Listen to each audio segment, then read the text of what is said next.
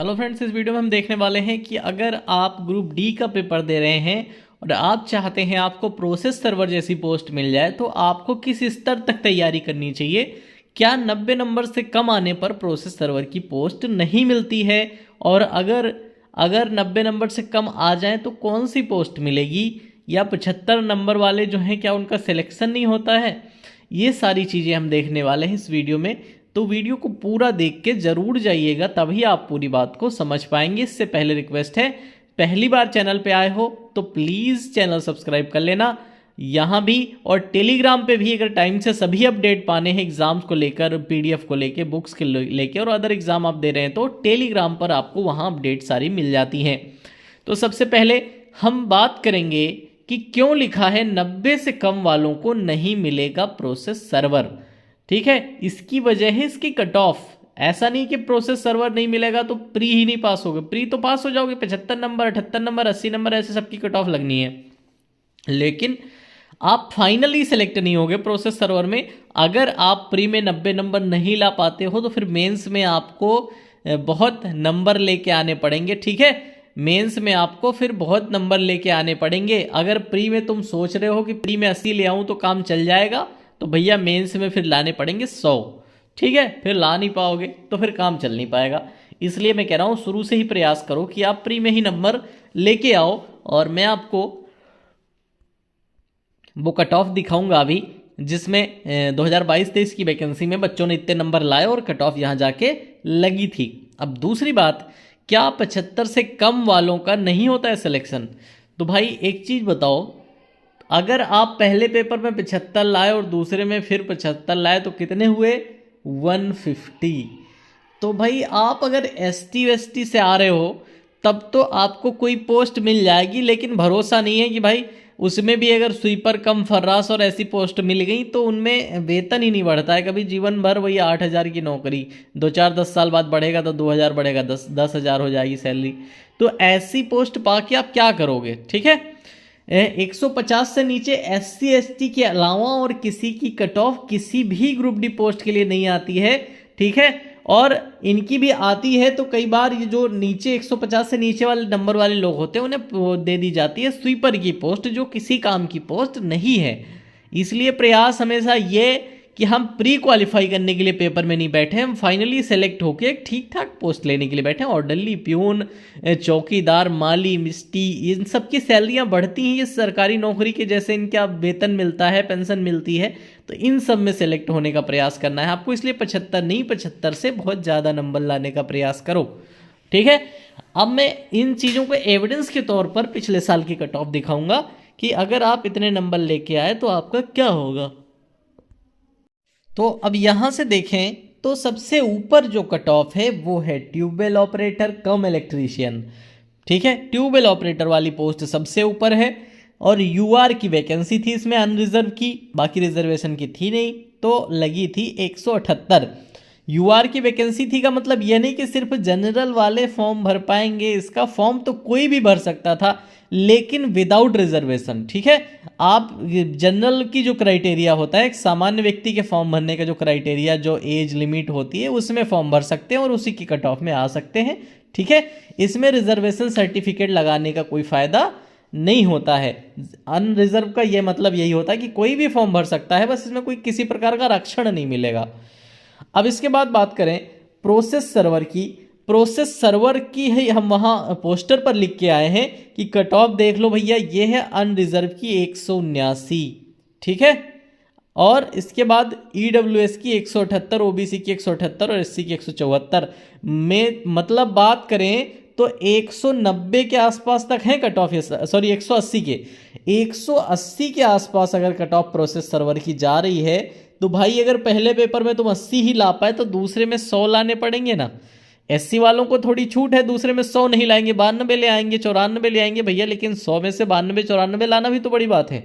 इसका मतलब है कि आपको पहले ही पेपर में प्रयास करना है 85 प्लस। ठीक है, 85 प्लस का मायने है कि प्रयास करो पहले ही पेपर में 90 पहुंचने का।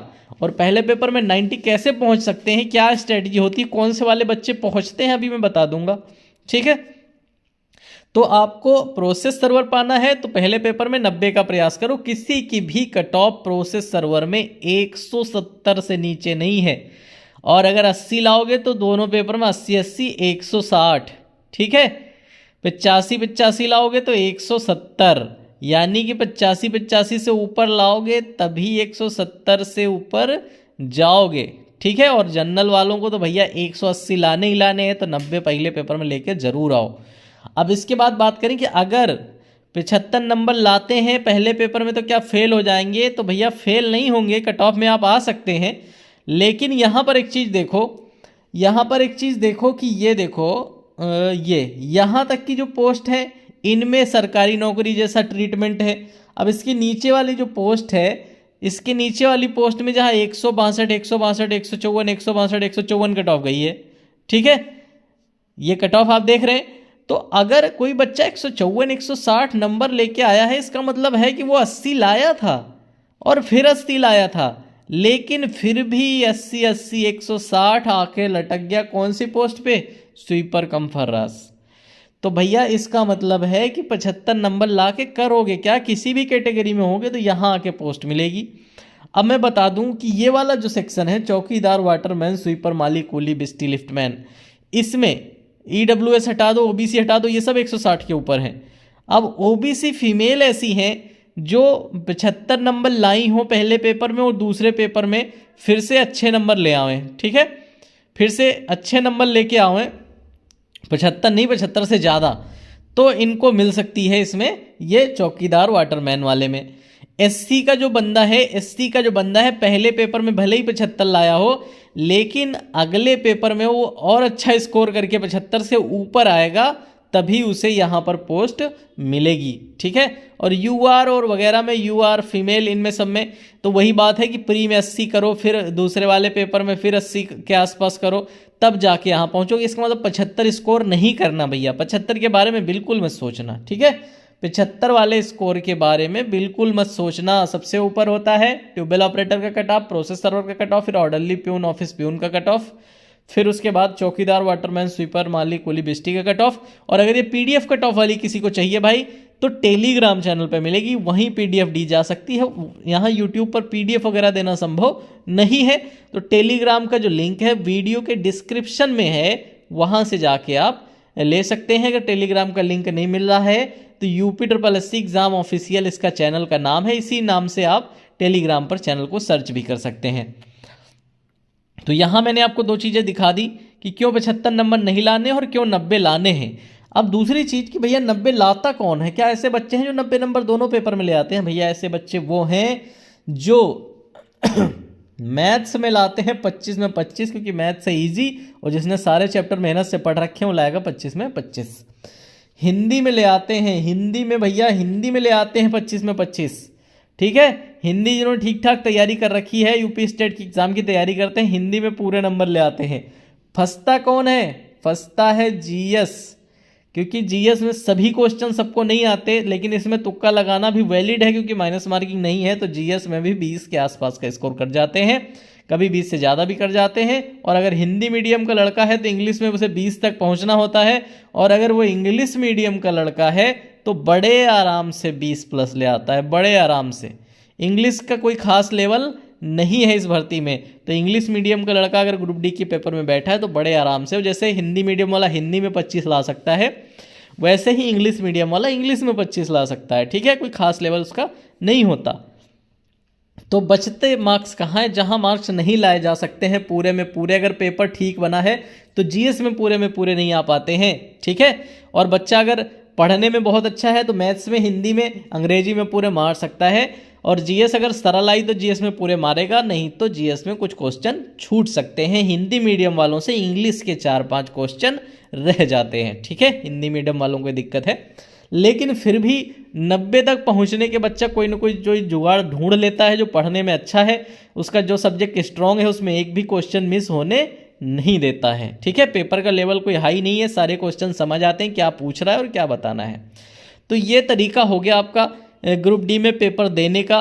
प्रयास ये करना है कि आपके 90 के आसपास पहुंच जाएं, और प्रयास ये करना है कि आप 75 से नीचे ना आए, 75 से ऊपर ही ऊपर रहें, तभी ठीक ठाक पोस्ट आपको मिलेगी। भाई जानकारी अच्छी लगी हो तो वीडियो को लाइक करके जाइएगा, पहली बार आए थे तो सब्सक्राइब करके जाइएगा, अब भी कोई समस्या है तो कमेंट करके जाइएगा। Thank you for watching this video.